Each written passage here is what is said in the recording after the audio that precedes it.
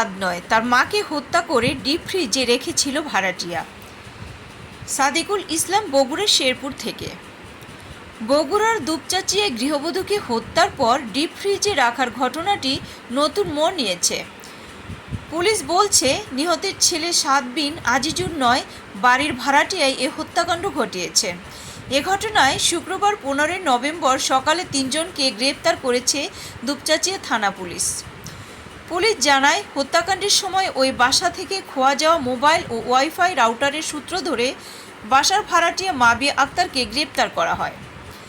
জিজ্ঞাসাবাদে মাবিয়া স্বীকার করেন 4 মাস আগে উম্মে সালমা বাসা ভাড়া নিয়ে মাদক ও অনৈতিক কাজ চালিয়ে যাচ্ছিলেন। বিষয়টি টের পেলে বাসা ছাড়ার নির্দেশ দেন উম্মে সালমা।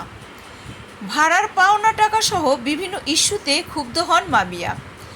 এর জেরে 2 সহযোগী মুসলিম ও সুমন চন্দ্র সরকারকে নিয়ে হত্যার পর মরদেহ ফ্রিজে রেখে বেরিয়ে যান তারা।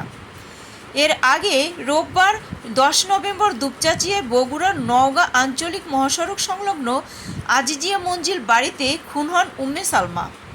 এ ঘটনায় নিহতের ছোট ছেলে সাদ বিন আজিজুরকে গ্রেপ্তার করা হয়। সে সময় র্যাব জানিয়েছিল, হাত খরচের টাকার জন্য মাকে হত্যা করেছিলেন সাদ, পরে মরদেহ ডিপ ফ্রিজে রেখে দেন।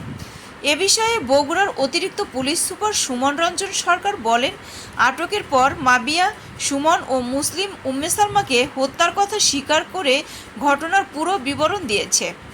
পরে তাদের দেখানো জায়গা থেকে পুলিশ হত্যাকাণ্ডে ব্যবহৃত জিনিসপত্র এবং ওই বাসা থেকে খোয়া যাওয়া জিনিসপত্রগুলো উদ্ধার করে।